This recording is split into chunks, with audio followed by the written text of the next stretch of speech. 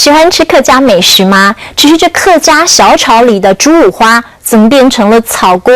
客家卤猪脚搭配沙拉又是怎么样的滋味？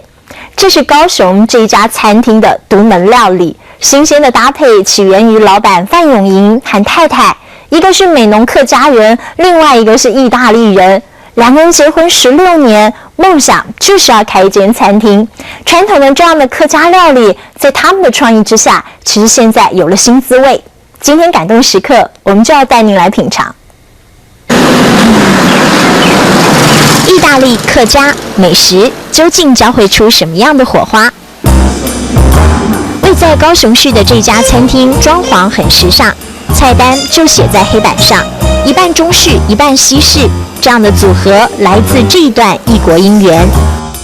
老板范永银，高雄美浓客家人，太太 Rosemary 则是意大利籍。两个人在高雄相识相恋，结婚16年，开餐厅是两人共同的梦想。因为我喜欢吃中式的，我太太喜欢吃西式的，那一般这种餐厅很少，因为我们就是一个小孩子也长大了，所以我们在想说，是不是可以，我们这种人口越来越多了，是不是可以开一个可以吃饭也可以吃面，这样就不用炒来炒去嘛。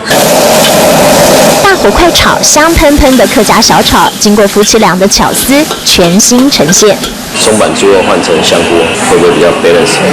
传统的五花猪肉变成了菇类，鱿鱼干也改成新鲜小卷。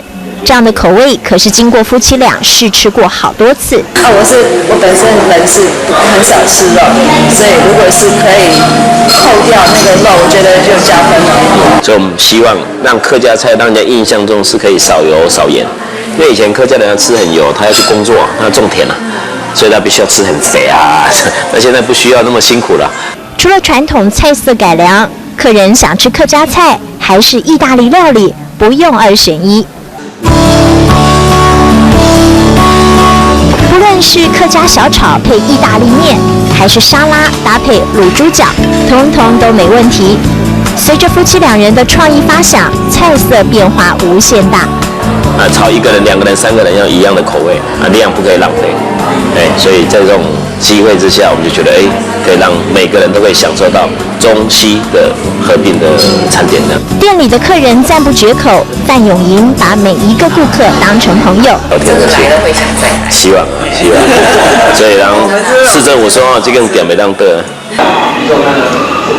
Rosemary 则是站在吧台，费心制作道地的手工甜点。夫妻两人用心经营，要用客家的坚持，加上意大利的热情，虏获饕客的心。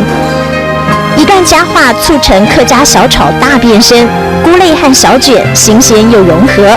品尝一口，拉近客家和意大利的距离，也尝到了感动时刻。